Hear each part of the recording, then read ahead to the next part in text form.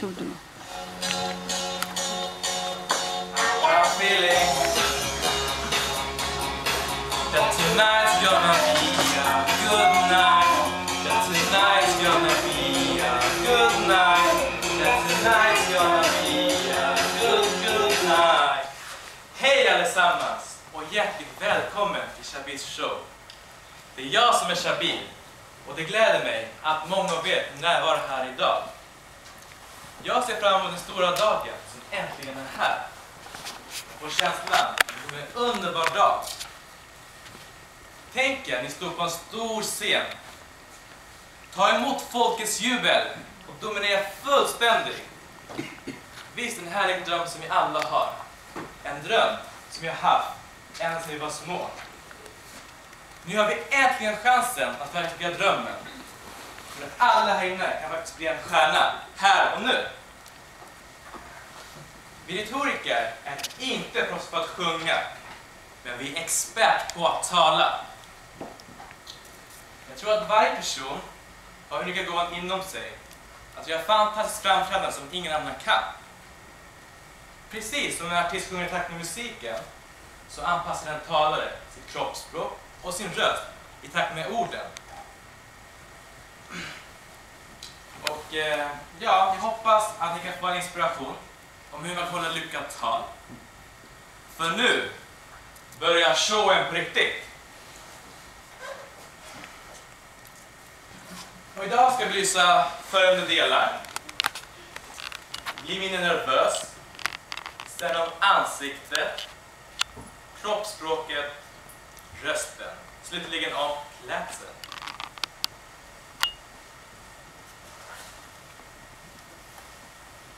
Vi kan bli mindre nervös genom att sjunga en låt strax när vi ska framföra vårt tal. Precis som man gjorde nyligen. Vi kan blunda och skapa en inre bild framför oss och se hur vi lyckas med vårt tal. Vi ska vara fokuserade och tro på oss själva. Lita på minnet. Vi kan faktiskt allt vårt ämne. Ansiktsuttrycket visar hur man är som talare. Om jag säger någonting som jag egentligen inte menar så förstår publiken direkt att orden som jag säger inte samspelar med ansiktet. Det kan handla om att jag är glad. Då ska jag inte vara arg och säga ja, jag är glad. Att använda mimiken är mycket viktigt i framförandet. Mimiken används för att stärka vårt etos och öka förmågan att väcka patos. Det innebär att vi skapar en stark person som talare och väcker känslor hos publiken. Ögonen är vårt starkaste vapen. Med ögonen kan vi skapa en bra kontakt med publiken. Ögonen kan stråla av glädje, men det kan också vara förhuggen av sorg. Direkt mot ögonbrynen kan stärka ögonens språk. När jag tittar på varje person i publiken så får jag en bekräftelse att de förstår det jag säger. Det är bra. Kroppsspråket uttrycker våra känslor och attityder. Därför är det mycket viktigt att använda gester som betonar och stödjer våra ord. Vi använder gester för att ha ett bättre tal. Och kontrollera händerna. Det är inte bra att ha ansiktet. För då ser man misstänksam ut. Och ha händerna i fickan. Det är ett tecken på att man är nervös och osäker. Kom ihåg att ha en avslappnad kroppshållning. Det gör att man som talare känns sig mer självsäker. Och när vi står på scenen är det vi som härskar över rummet. Det innebär att vi ska göra oss fritt och utnyttja hela rummet. För då upplever man friheten att ta publiken på olika positioner.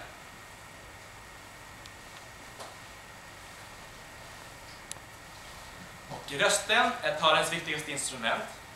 Så variera tonen på rösten. Om vi inte gör det kommer rösten att kännas långtråkig. Tänk på talhastigheten, att tala lagom hastighet. För om vi pratar för snabbt då kommer ingen förstå vad budskapet är. Och det är också tänka på att man är nervös.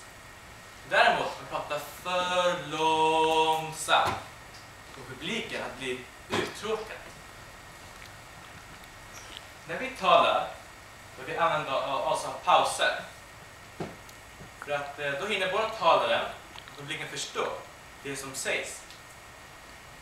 Pauser är tid för eftertanke. När vi talar ska vi använda rätt volym. Det är ju meningen att vår röst ska behaga publiken. Inte skrämma iväg dem. Vi måste också tänka på att uttala varje ord tydligt. För gör vi inte det kommer ingen förstå vad som sägs. Slutligen om klädseln. Kläderna gör mannen. Detta är klassordspråk. Beroende på vilka kläder jag har på mig så får jag en sorts karaktär.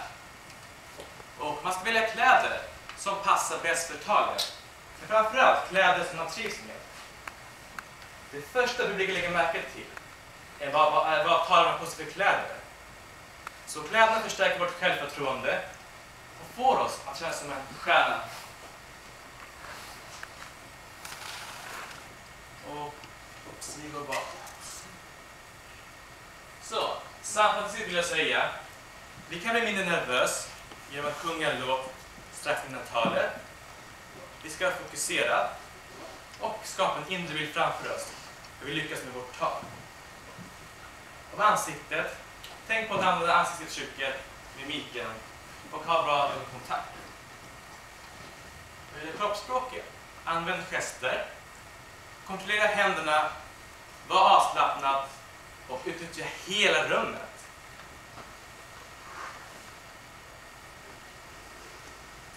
Och om rösten. Vi bör tänka på att använda rätt ton, rätt talhastighet, använda pauser, tänk på volymen och uttala varje ord rätt. Och slutligen klädseln. Kläderna gör mannen, såväl kvinnan. Ja, jag hoppas att ni har fått nya idéer på hur man håller lyckat framförande.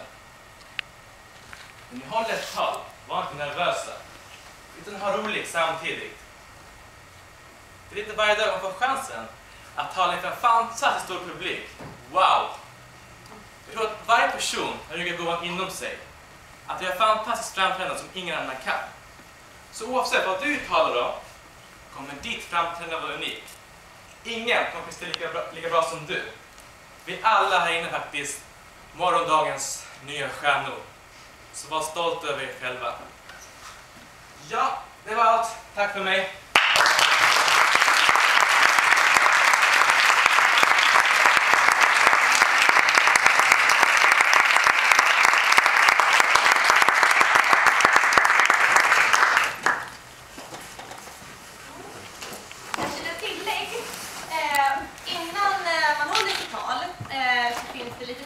Att ändra i rummet om man vill det, om man vill ha overhead framme eller om man inte vill ha det framme. Så det finns några minuter för varje talare och flytta om lite grann. För att man inte känner sig stressad. Jag ska presentera dig när du är redo. Jag presenterar dig när du är redo. Ska man lämna in grejer nu? Intellektion samlar vi innan talet. Disposition och manus. Det var ju fan.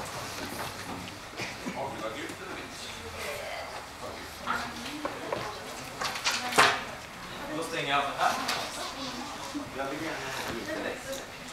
Vad sa du? Jag vill. Vill du också ha? Jag kan ju komma till det.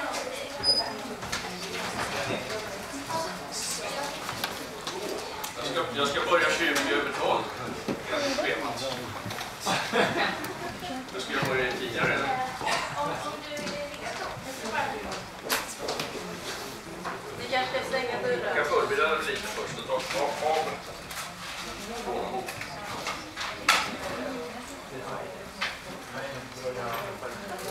Skulle du ta fabeln först? Vad sa du? Skulle du ta fabeln först?